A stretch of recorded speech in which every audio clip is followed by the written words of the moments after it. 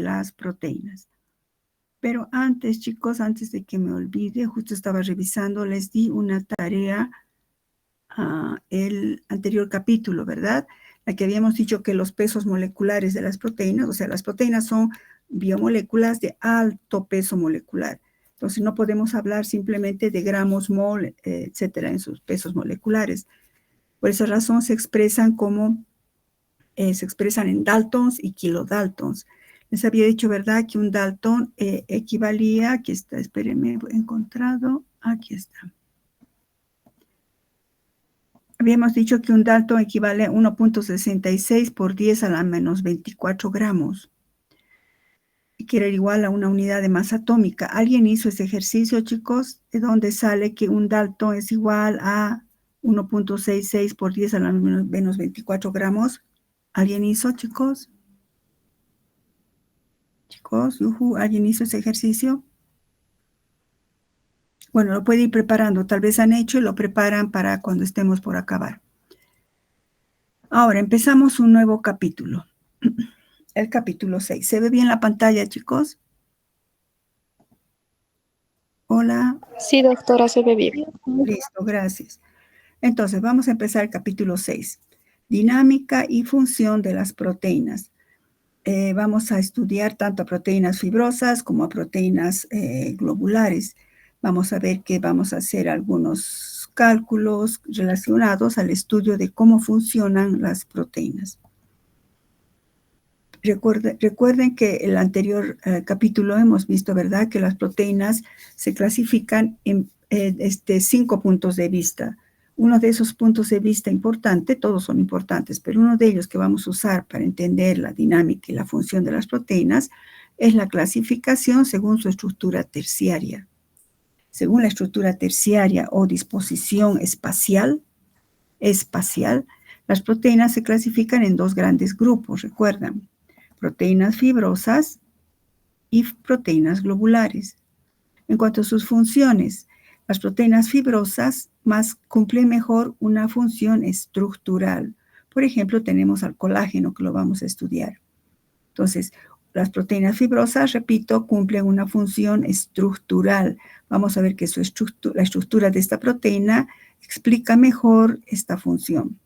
Y también tenemos las proteínas globulares. Las funciones de las proteínas globulares no es estructural, sino es la de fijar ligandos. Cuando digo ligandos, me estoy refiriendo a moléculas, que pueden ser incluso otras proteínas u otro tipo de moléculas. Su función entonces es fijar ligandos. Y por eso están aquí conglomeradas gran cantidad de las funciones que cumplen las proteínas. Así, cumplen función catalítica, es decir, cuando cumplen la función catalítica es que están actuando fijando ligandos. Cuando cumplen la función de transporte es que están fijando ligandos. Cuando están cumpliendo este importante aspecto fisiológico de la coagulación de la sangre, también fijan ligandos. Cuando actúan como receptores, fijan ligandos. En este caso, por ejemplo, hormonas, factores de crecimiento u hormonas también actúan como ligandos. Y los anticuerpos, las inmunoglobulinas de nuestra defensa, también fijan ligandos. Entonces, fíjense que gran parte de las funciones de las proteínas las cumplen las proteínas globulares, lo que no desmerita la función del colágeno, que vamos a ver forma parte de nuestro tejido conjuntivo y su función es netamente estructural.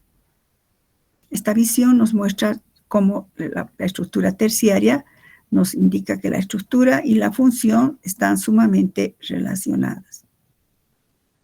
Empecemos, además que hemos dicho, recuerda, anterior capítulo, que el proteoma era la parte funcional del genoma. No, palabras muy simples. El proteoma nos indica, una vez que se ha sintetizado una proteína, ya sea fibrosa o ya sea globular, va a formar parte de un nuevo sistema. Por ejemplo, actuará catalizando ciertas reacciones o actuará yendo a una membrana plasmática y actuar como transporte, y no solo eso, puede estar en la sangre y cumpliendo diferentes funciones.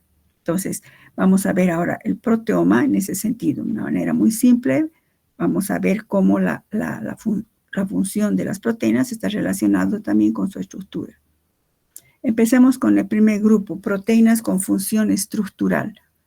Vamos a estudiar al colágeno, no a la elastina, queratina de los huesos, de los cuernos, de los pelos de los animales, no. Vamos a estudiar a una proteína sumamente importante, el colágeno. Es una de las proteínas más abundantes en nuestro organismo. Está presente en el tejido conjuntivo.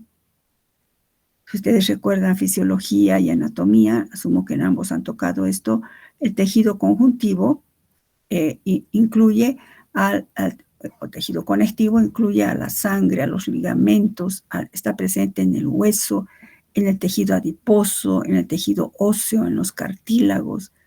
Forma parte en todo, está presente el tejido conjuntivo en todo nuestro organismo. El tejido conjuntivo, el tejido conjuntivo cumple la función de mantener juntas las células formando unidades discretas, es decir, bien organizadas. El colágeno es la proteína más abundante. Constituye más o menos la cuarta parte del peso total de un ser humano. Fíjense cuán abundante es. Por eso mismo que está presente en nuestro tejido conjuntivo, que abunda en varios sitios o zonas de nuestra economía. Es el principal elemento fibroso de la piel. Es elemento fibroso, no estamos en proteínas fibrosas. Está presente en la piel, huesos, tendones, cartílagos, vasos sanguíneos, dientes, incluso en la córnea ocular. Fíjense que puede ser tan firme y tan duro, presente en los huesos, en los tendones, cartílagos. Puede ser fuerte pero flexible porque está en la piel, en los vasos sanguíneos, incluso fuerte y sensible porque está en nuestra córnea ocular. O sea, está presente en gran parte de nuestro cuerpo, ocupa la cuarta parte del peso total de nuestro organismo. Es una proteína que forma fibras insolubles con gran resistencia a la tracción. O sea, se dice que 1 milímetro de colágeno puede soportar hasta 10 kilogramos de peso antes de romperse. 1 milímetro, aquí pongo 1 milímetro de colágeno soporta hasta 10 kilogramos de peso. Fíjense qué fuerte, ¿no? Por eso resistencia a la tracción. Por eso garantiza, ¿verdad?, la integridad de los huesos, de los cartílagos, tendones, etc. Existen varios tipos de colágeno. Bueno, les he puesto tipos moleculares, todos estos, donde se encuentran, qué función cumplen. No pretendo que aprendan todo esto, chicos, pero solamente es para que vean. Si decimos que están presentes en forma para la cuarta parte de nuestro peso total y están presentes en casi todos nuestros tejidos, pues es de esperar que existan varios tipos. Cada tipo de colágeno cumplirá una función en el sitio para donde es sintetizado. Nosotros, para hablar de su estructura, vamos a hablar del colágeno tipo 1 y tipo 2, que son los más abundantes, para entender un poco su estructura. No vamos a ahondar entrando en todos los tipos de colágeno, ¿no? Que son 3, 6, 9 tipos de colágeno. Vamos a hablar de modo general, que de modo general también se reproduce estas características del colágeno tipo 1 y tipo 2, que abundan en la piel, hueso y cartílago. ¿Cuál es la estructura del colágeno? La unidad básica. ¿Cuál es su unidad básica? La unidad básica del colágeno es el tropocolágeno. El tropocolágeno, si vemos esta figura acá, podemos ver que está formado por la unión de 3 cadenas polipeptídicas. Fíjense, está en plomo, está medio en color lila o como quieran, y está en color plomo oscuro, ¿no? Está formado por la asociación o unión de 3 cadenas polipeptídicas, asociadas, he puesto aquí en pespuntes rojos, por diferentes atracciones de tipo no covalente, como ser puentes de hidrógeno, atracciones de Van der Waals, etc. Todas las asociaciones que hemos visto. Se caracterizan por fíjense en mi cursor, esta estructura helicoidal, ¿no? Que va así, helicoidal, y eso formaría en consecuencia una triple hélice superespiralizada. Es como si fueran 3, digamos una soga, todos conocen, pero que esté formada por 3 cuerdas. Entonces, eso mismo nos muestra la gran resistencia que tendría. Su masa es más o menos de unos 285 kilodaltons, o sea, cada cadena estaría formada por miles de aminoácidos. Esta es una cadena polipeptídica, esta es otra cadena y esta es otra cadena. Entonces, una masa elevada, ¿no? De 285 kilodaltons. Sería 285.000, ¿no? Daltons. Fíjense que estos son puentes de hidrógeno por lo general y otro tipo de asociaciones. Pero ¿por qué tiene esta forma tan especial? Tiene que ver con su composición. ¿Qué hace que adquiera esta proteína, tenga esta forma tan especial? Pues está relacionado con su composición, es decir, con su estructura primaria. Recuerdan que la estructura primaria es identidad, cantidad y secuencia. Pues identidad y cantidad resumen el concepto de composición. Y también relacionada con la forma de su o sea, cómo es su síntesis, su biosíntesis.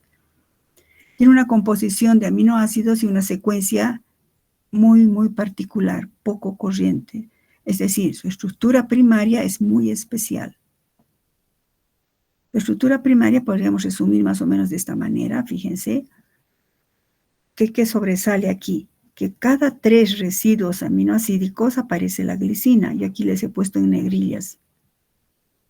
Cada 3 residuos aminoácidos, una glicina. Glicina, prolina, serina, glicina. Prolina, arginina, glicina. Leucina, hidroxiprolina, glicina, y así. Aparece glicina cada 3 residuos. Esto es importante porque si vemos que esta torsión que tiene aquí súper espiralizada, fíjense aquí está ampliado, ¿no? Si veríamos sería mucho más denso, ¿no? Esto hace posible gracias a la presencia de la glicina. La glicina, al ser un aminoácido pequeño, permite esa torsión. Repito, la glicina. ¿Por qué es importante la glicina? Porque por cada 3 residuos está la glicina, estoy repitiendo. ¿Y la glicina qué hace? ¿Por qué es tan importante, verdad? Si uno ve y dice, ¿qué papel juega la glicina? Pues la glicina, por su pequeño tamaño, garantiza la torsión espiralizada. A su vez, una vez que se sintetiza el colágeno, una vez que se sintetiza el colágeno en los ribosomas, eso vamos a hablar después, los ribosomas, vamos a ver todo eso. Una vez que se sintetiza el colágeno en los ribosomas, sufre una transformación, escriban por favor, el colágeno, ¿no? Sufre una transformación post-traduccional, escriban, post-traduccional, quiere decir después de la traducción. Pues ahorita no se compliquen, cuando veamos la traducción de proteínas, la síntesis por traducción, vamos a ver eso. Pero aquí quiero decirles acá, esta es su estructura primaria. La estructura primaria se sintetiza así en los ribosomas. Entonces, una vez que ha sido sintetizado el colágeno en los ribosomas, sufre una transformación post-traduccional. ¿Qué es esa transformación? Esa transformación se traduce en una hidroxilación de los residuos de prolina y lisina. Entonces, por eso se ha puesto acá, la hidroxilación de los residuos de prolina y de lisina. ¿Dónde está la lisina? Aquí. Y de la lisina es post-traduccional, es decir, va a haber una hidroxilación de estos aminoácidos, de la lisina y de la prolina. Y esta hidroxilación va a cumplir una función muy importante. Entonces, ¿qué residuos se hidroxilan? Pues los residuos de prolina y de lisina. ¿Y cómo se hidroliza? ¿Cómo se hidroxilan? Perdón. La hidroxilación es sumamente específica porque se lleva a cabo, aquí escriban, la hidroxilación es sumamente específica, puesto que se lleva a cabo gracias a una enzima denominada prolil hidroxilasa. Escriban, prolil hidroxilasa.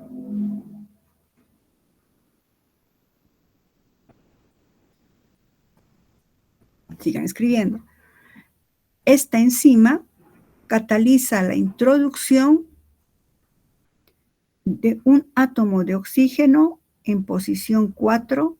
Esta enzima cataliza la introducción de un átomo de oxígeno en posición 4 de la prolina, formando así la hidroxiprolina.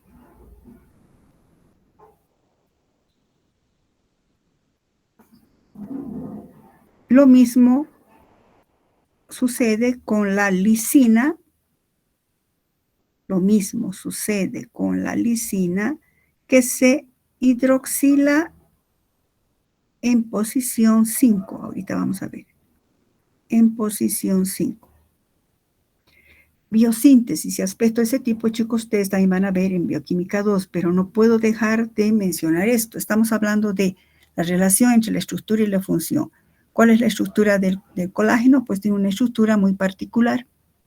Está formado por, bueno, su estructura primaria, sobresale en su estructura primaria la presencia de glicina cada 3 residuos, pero a su vez sobresale el hecho de que la lisina y la prolina van a ser hidroxiladas. Entonces, esa hidroxilación ocurre posttraduccionalmente. Una vez que se sintetizan los ribosomas, pasa por el aparato de Golgi y se empieza a hidroxilar. Esa hidroxilación es muy específica. ¿Por qué? Porque está catalizada por una enzima llamada prolil hidroxilasa. Ahora, lo que han escrito en el dictado, vamos a ver. La prolil hidroxilasa. Aquí anoten esto más, por favor. La prolil hidroxilasa posee en uno de sus dominios, si es una enzima, es una proteína, ¿no? Posee en uno de sus dominios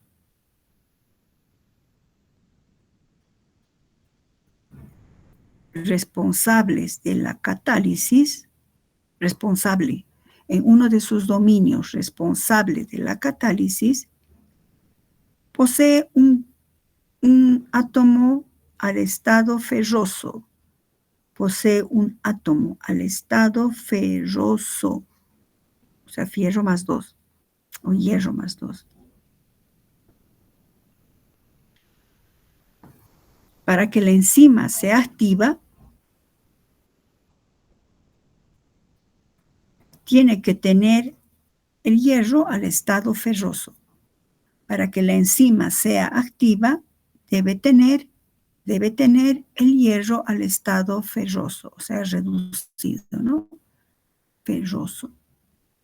Bueno, con esas características que sí es bien importante, chicos, por eso estoy dictando. Entonces, en la síntesis, así de una manera un poco somera, más no tan detallada, diré, en la síntesis, cada residuo de prolina y lisina tiene que ser hidroxilado, porque cumple una función que vamos a ver ahorita. Esa hidroxilación es muy específica, porque participa una enzima, la prolil hidroxilasa. Esta prolil hidroxilasa, en uno de sus dominios, en su sitio catalítico, tiene el átomo de hierro al estado ferroso. Entonces, ¿cómo cataliza? Esta enzima garantiza que el oxígeno, aquí pongan oxígeno molecular, o sea, del ambiente, ¿no? Pero dentro de nuestros tejidos. Vamos a ver quién nos da el oxígeno, pues la hemoglobina. El oxígeno molecular se añade al carbono de posición 4 de la prolina. 1, 2, 3, 4. Y queda como un grupo hidroxilo. El hidrógeno ahora es un grupo hidroxilo. Estos detalles no voy a entrar, chicos. Esta enzima es una dioxigenasa que cataliza la ruptura homolítica de este enlace. Entra un átomo de oxígeno y el otro átomo de oxígeno rompe homolíticamente este enlace, forma una descarboxilación y se forma el succinato. No voy a entrar en ese detalle con ustedes porque se van a confundir. Ustedes al año van a ver biosíntesis de manera mucho más clara. Pero lo que aquí me interesa es ver cómo esta enzima, la prolilhidroxilasa, cataliza la introducción de un átomo de oxígeno en posición 4 de la prolina, formando 4-hidroxiprolina. El otro oxígeno, ¿dónde va? Porque son rupturas homolíticas. Ustedes saben lo que es una ruptura estructura homolítica, ¿verdad? Un electrón se viene acá y este otro electrón se viene acá.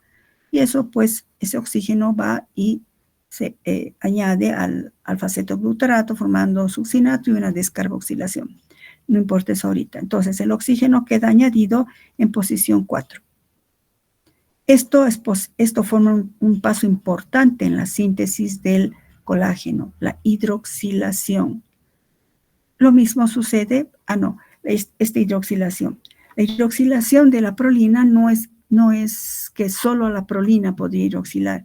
Es tan específica esta enzima que solo va a hidroxilar la enzima, escriban eso aquí, la enzima prolil hidroxilasa es muy específica, puesto que solo hidroxilará a un residuo de prolina que esté en el lado amínico, la glicina.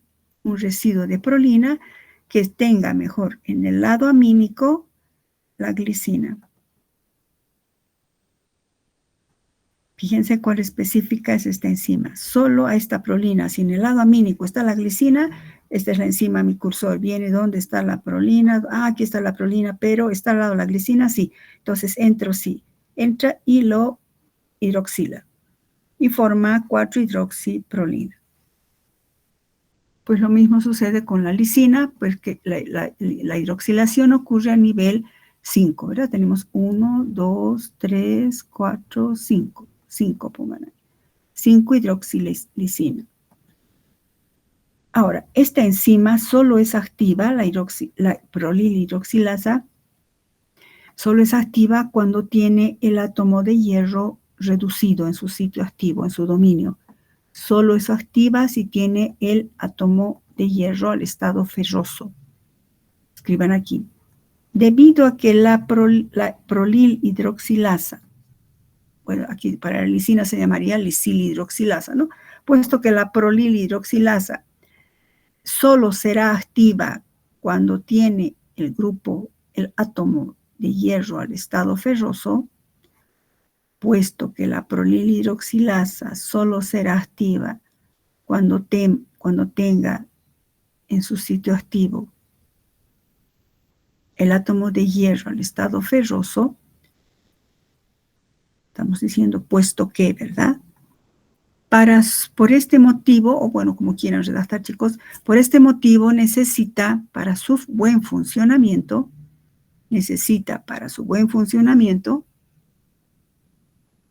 la ayuda de la vitamina C. La ayuda de la vitamina C o ácido ascórbico. La vitamina C también se llama químicamente, es el ácido ascórbico, ¿verdad? Entonces, para que actúe la prolil hidroxilasa, que va a su vez hidroxilar el colágeno, y esto garantiza su síntesis correcta, pues necesita de ácido ascórbico. El ácido ascórbico, si lo mostramos así, ¿verdad? Un ácido ascórbico con un doble enlace en posiciones alfa, beta insaturado, es un ácido con grupos oxidrilo, es un agente reductor. ¿Recuerdan cuando vimos carbohidratos? Cómo podía interferir en las reacciones de reconocimiento de compuestos reductores. El ácido ascórbico, vitamina C, es un agente reductor. ¿Por qué es reductor? Generalmente se va a encontrar en su forma de gamma-lactona. Esto es sumamente importante, chicos. Si nos fijamos, este es el ácido ascórbico, esta es la posición alfa, beta, gamma, ¿verdad? Aquí pongan gamma. El oxidrilo gamma hace un ataque nucleofílico al grupo carboxilo. El oxidrilo gamma hace un ataque nucleofílico al grupo carboxilo, formando gamma-lactona del ácido ascórbico. Formando la gamma-lactona del ácido ascórbico. Ustedes saben que las lactonas se forman por la reacción intramolecular entre un oxidrilo y un ácido, ¿verdad? En realidad es un éster. Una gamma-lactona es un éster. Entonces, tendríamos aquí el grupo carboxilo, que sería este, ¿no? Que sería aquí, en posición alfa estaría el doble enlace y este resto, ¿no? de la molécula. La gamma lactona del ácido ascórbico es la forma en la cual se presenta y va a ostentar su poder reductor. ¿De cómo? Toda sustancia reductora lo que hace es ceder electrones, ¿verdad? Todo reductor cede electrones. En este caso, el ácido ascórbico cede electrones, pero recuerdan, les había dicho eso, o recordado, ustedes ya sabían de otros años, que no se ceden electrones, pues que van saltando los electrones, sino lo hacen en forma de átomos de hidrógeno o en forma de hidruros. En este caso, el ácido ascórbico actúa o ejerce su poder reductor cediendo 2 átomos de hidrógeno. Aumenten eso, por favor. El ácido ascórbico ejerce su poder reductor cediendo 2 átomos de hidrógeno, que equivalen a 2 electrones y 2 protones. Al año ustedes van a usar mucho esto, chicos. Si tiene una flecha que sale aquí y dice 2 electrones y 2 protones, no es que 2 electrones saltan volando y 2 protones por su lado se van volando, no. Es una manera de expresar que este compuesto, con esta flecha que hace, está cediendo 2 electrones y 2 protones. Pero ya les he recordado, ya saben, sin embargo, recuerdo que siempre lo hacen en forma de átomos o en forma de hidruro. En este caso, estos 2 electrones y 2 protones equivaldrían a 2 átomos de hidrógeno. Entonces, si el ácido ascórbico cede electrones, ¿qué le pasa al ácido ascórbico? Pues se oxida.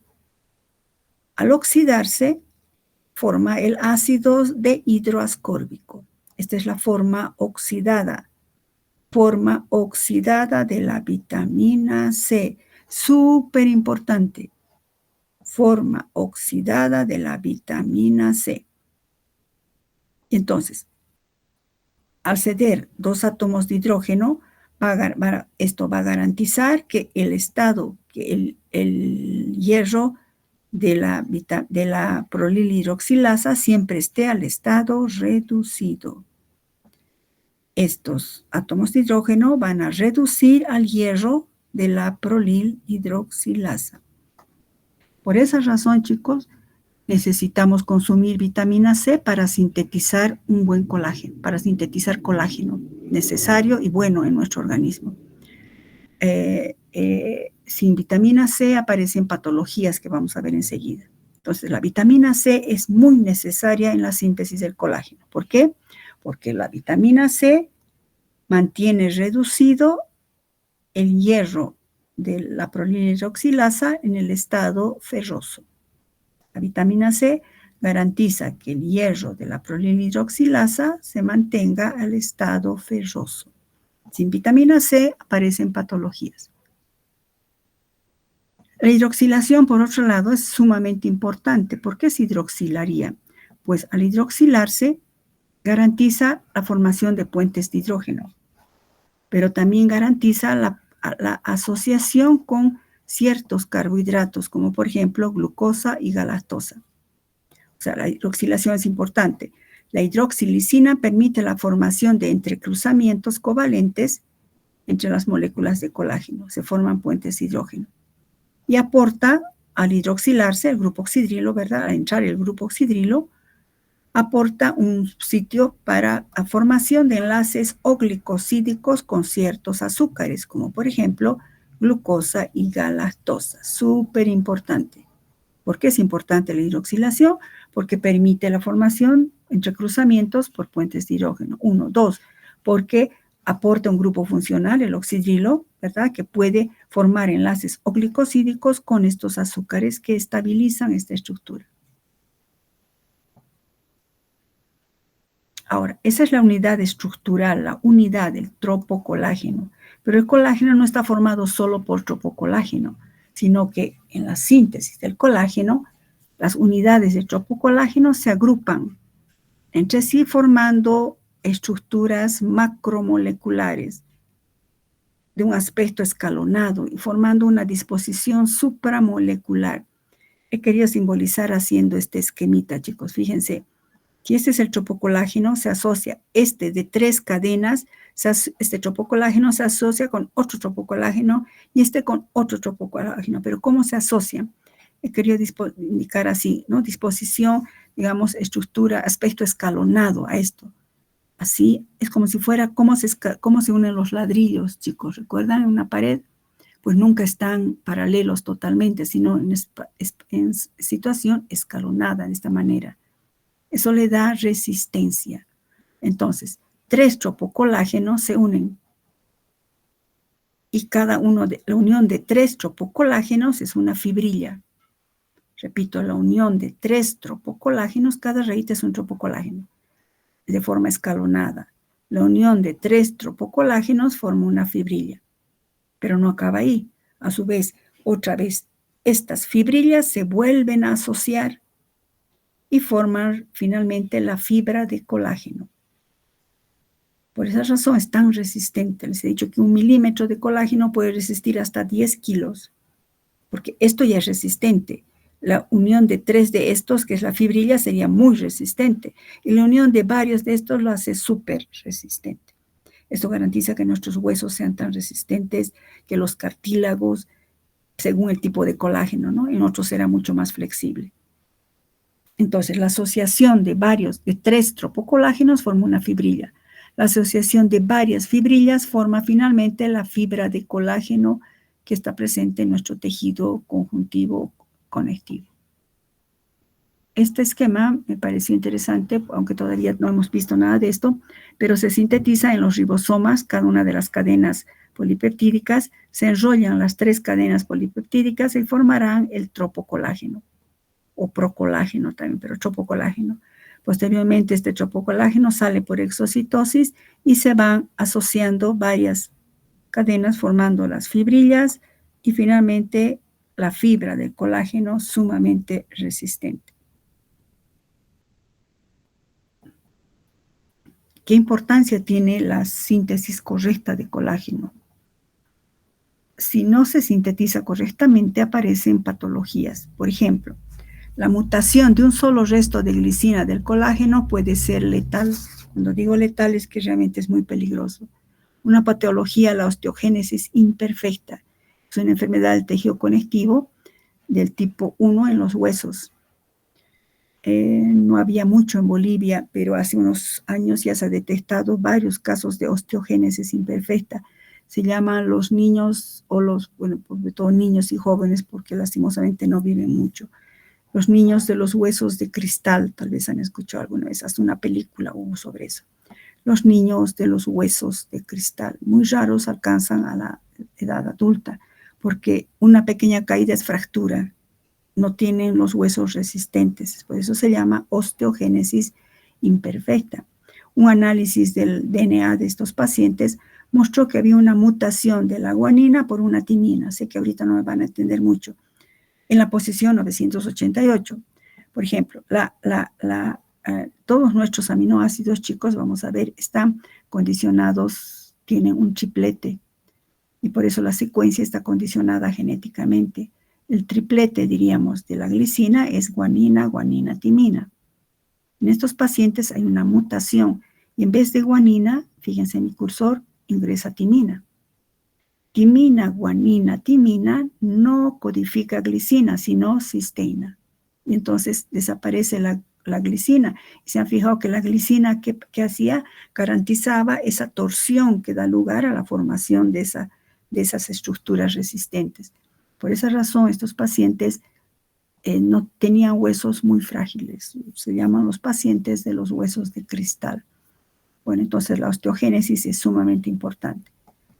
Y también hay otra patología muy importante, mucho más frecuente, y está relacionada con la síntesis del colágeno, que es el escorbuto que han debido escuchar.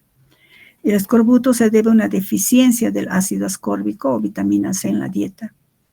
Hemos dicho, ¿verdad?, que la vitamina C, al ser un eficiente reductor, ¿qué hace? Mantiene reducido el ion ferroso de la prolilhidroxilasa. Y esta prolilhidroxilasa va a poder hidroxilar eficientemente a todos los residuos de glicina y prolina que tenga que hacerlo. Entonces, la falta de vitamina C En este caso, forma, digamos, un colágeno a nivel de la piel y a nivel de las encías muy débil, formando petequias. Tal vez han estudiado alguna fisiología en algún momento. Se forman así como moretones en la piel, ¿no? En los brazos, antebrazos, hombros, encías sangrantes.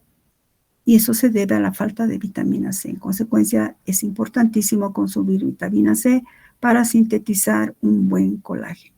¿Qué hace la vitamina C? Es un eficiente reductor. ¿Qué hace? Mantiene reducido al ion ferroso, o sea, el férrico pasa a cuando ocurre la catálisis, el ferroso se transforma en férrico. Entonces, para que siga funcionando, la vitamina C lo transformará nuevamente en ferroso. Garantiza que el ion ferroso que el ion de hierro siempre esté en el estado ferroso. Y esto va a garantizar una buena hidroxilación. Una buena hidroxilación es una síntesis correcta de colágeno. Entonces, es obvio pensar que la ausencia de vitamina C, ¿qué hace? Produce hidroxilación insuficiente y colágeno defectuoso, importantísimo. Bueno,